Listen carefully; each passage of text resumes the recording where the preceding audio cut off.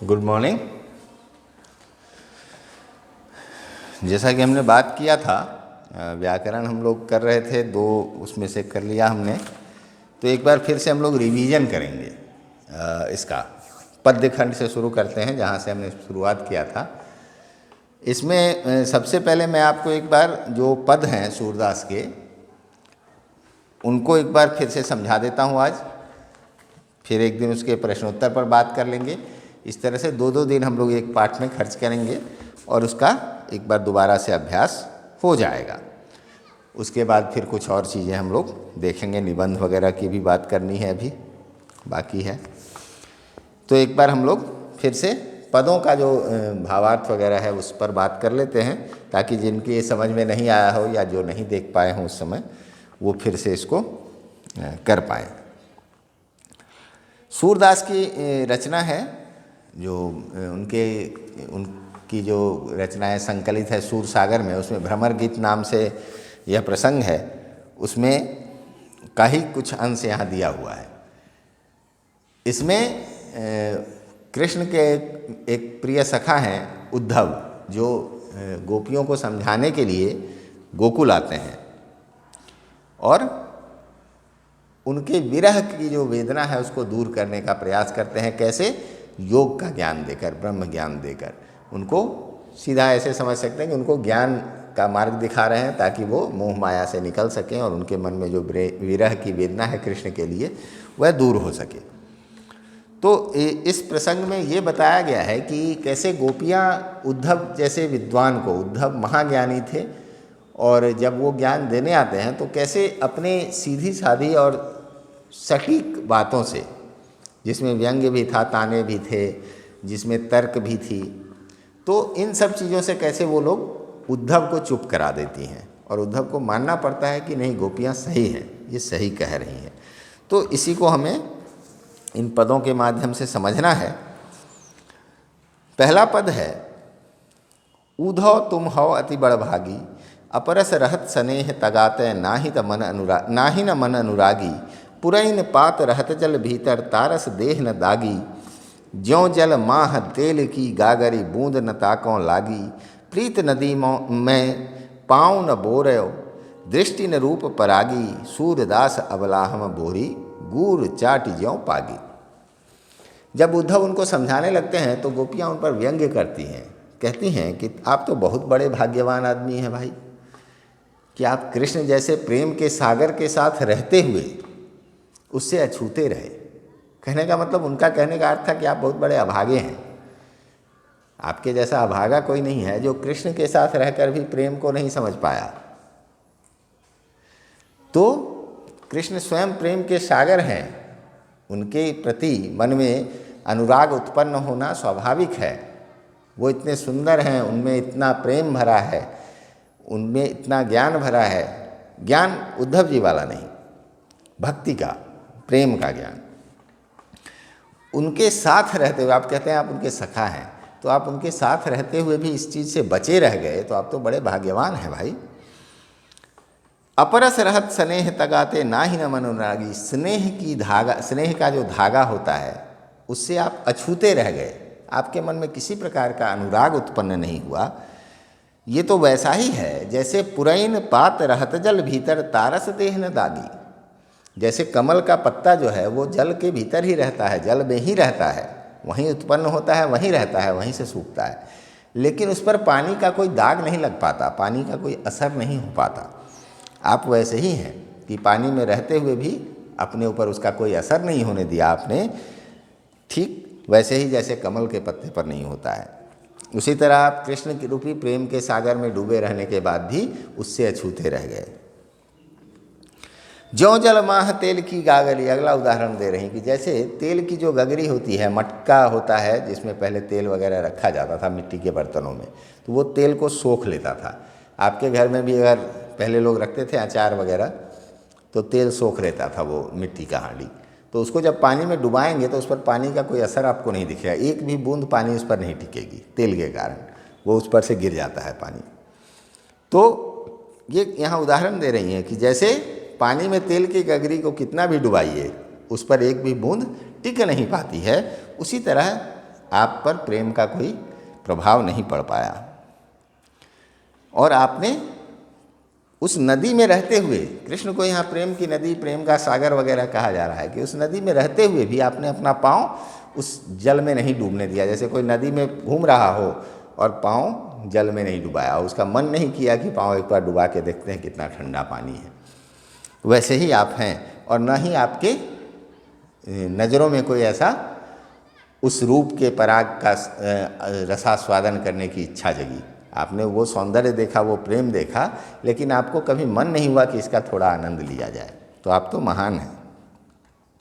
अब अपने बारे में करेंगे, हम तो बेवकूफ़ हैं, हम तो अबलाएँ हैं, हम तो उस चींटी की तरह हैं जो गुड़ में उसकी मिठास पाने के लिए घुस जाती हैं और वहीं चिपट कर मर जाती हैं। उनको इस बात की चिंता नहीं होती है कि हमारे प्राण चले जाएंगे। वो उस मिठास के लोभ में गुड़ में घुसती हैं और वहीं चिपट कर मर जाती है। तो हम तो वैसे बेवकूफ़ हैं जो उस मिठास को पाने के लिए अपना प्राण तक दे देती हैं। तो हम तो बेवकूफ़ हैं, भाग्यवान तो आप हैं। फिर दूसरा जो पद है वह है, मन की मन ही माझ रही, कहिए जाय कौन पे उधो नाही परत कही, अवधि आधार आस आवन की तनमन बिथा सही, अब इन जोग संदेशन सुनि सुनि बिरहिन बिरह दही, चाहते होती गुहार जितही ते उतते धार बही, सूरदास अब धीर धरई क्यों मर्यादा न लही। अब ये कह रही हैं उद्धव को कि उद्धव जी, आपके आने से हुआ ये कि हमारे मन में जो बात थी वो मन में ही रह गई, आप कुछ कहने लायक हैं नहीं। हमारी जो उम्मीदें थी वो ख़त्म हो गई, और जो मन की व्यथा थी, मन में जो बात थी, जो हमने सोच के रखा था कि कहेंगे, वो तो मन में ही रह गई। क्योंकि आप तो तीसरा ही राग अलाप रहे हैं, आप तो ज्ञान दे रहे हैं। अब हम किससे कहने जाएं? हमसे कुछ कहा नहीं जा रहा है। अपने मन की बात हम किससे कहें, कुछ समझ नहीं आ रहा है, और नहीं कहने लायक कुछ बचा है। क्यों? क्योंकि हमारा जो समय था वो इसी आधार पर कट रहा था, इसी उम्मीद पर कट रहा था कि किसी दिन कृष्ण आएंगे या उनका कोई संदेशा लेकर आएगा, हमें बुला कर ले जाएगा। उनसे मिलने की एक उम्मीद थी हमारे मन में, एक आस थी। उसी आशा पर हमने इस तन और मन दोनों की व्यथा सही, यह तन का भी कष्ट और मन का भी कष्ट। किसी चीज़ में उनका मन नहीं लगता था, मन दुखी रहता था। कृष्ण बहुत छोटे थे और पूरे गांव के बहुत लाडले थे। उनकी अलग अलग लीलाएं थी, अलग अलग उनके क्रियाकलाप थे, जिससे सभी उन पर मोहित रहते थे। आपके घर में ही कोई बच्चा आए और खूब खेलने कूदने वाला बच्चा हो, खूब हंसमुख हो, तो सबका मन उसके साथ लग जाता है। और जब वो चला जाता है तो आपके मन में एक कसक होती है, एक दुख होता है। तो कृष्ण से गोपियों का प्रेम कुछ वैसा था, उनकी भक्ति ऐसी ही थी जिसमें प्रेम ही प्रेम था। तो ये लोग उसमें डूबी हुई थी। ये उस विरह को सहन नहीं कर पा रही थी, लेकिन इस उम्मीद पर सह रही थी कि किसी न किसी दिन तो आएंगे। तो उसी में ये उसी आस पर ये अपने तन और मन, यानी शारीरिक कष्ट भी और मानसिक कष्ट भी सहे जा रही थी।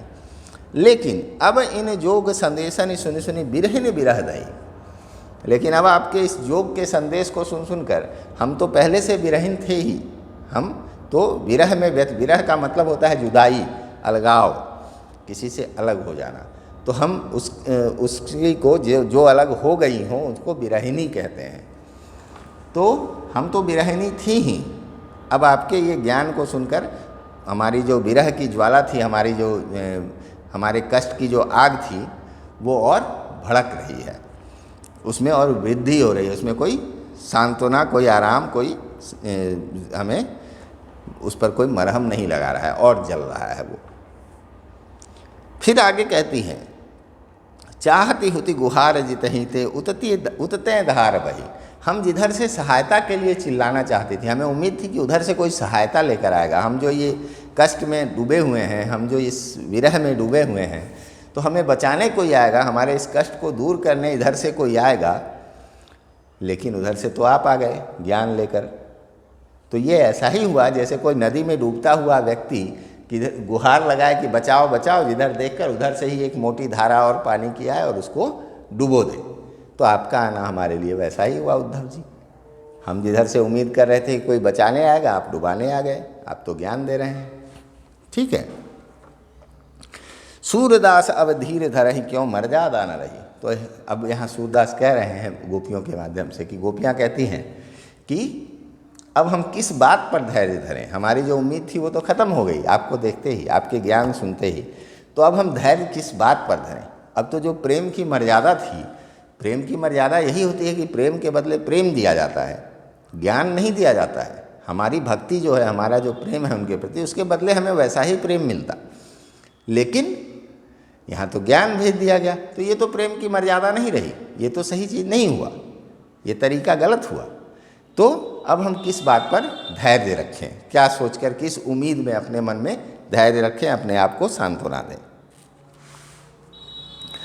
तीसरा पद है हमारे हरिहारिल की लकड़ी। अब आगे समझा रही हैं उद्धव को कि और हमारे लिए क्या है कृष्ण।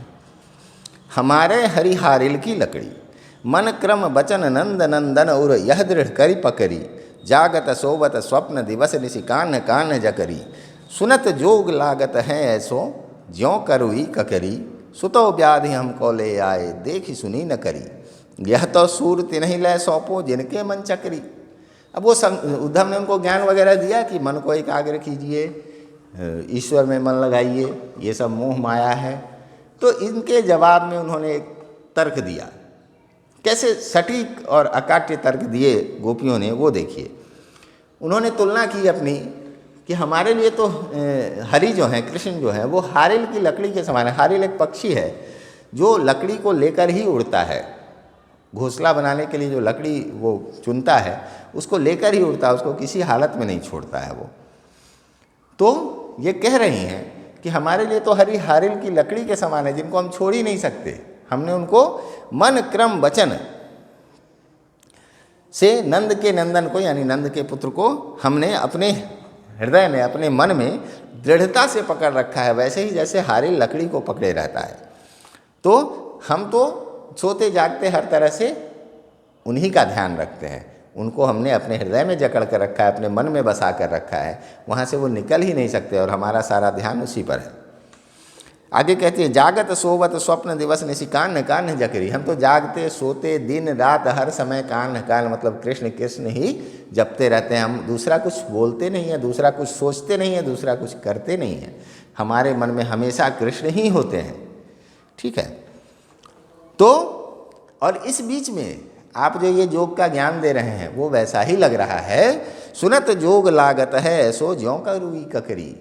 आपका जो योग ज्ञान है वो ऐसा लग रहा है जैसे कड़वी ककड़ी मुंह में आ गई हो। ककड़ी जो आप खाते हैं या खीरा खाते हैं तो उसका कड़वा स्वाद एक कभी कभी आ जाता है, तो कैसा आपका मन हो जाता है कि कुछ अच्छा खा रहे थे, बीच में ये कड़वापन आ गया। तो उसी तरह से वो कह रही हैं कि आपका जो ज्ञान है इस प्रेममय वातावरण में, जो हमारे मन में सिर्फ कृष्ण का ये है स्थान है, उसके बीच में आपका ज्ञान घुसा तो ऐसा लगा जैसे ककड़ी खाते खाते उसका कड़वा स्वाद हमारे मुंह में आ गया हो। सुतो व्याधि हमको ले आए देखी सुनी न करी। ये कौन सी बीमारी आप हमारे पास ले आए ज्ञान का, ये न कहीं देखा न कहीं सुना, ये हमारे लिए एक बीमारी के समान है। हम तो कितना बढ़िया प्रेम में डूबे हुए हैं, आप ज्ञान दे रहे हैं, ये कैसी बीमारी है, ये कहाँ से आप ले आए, ये तो हमने कभी सुना देखा नहीं।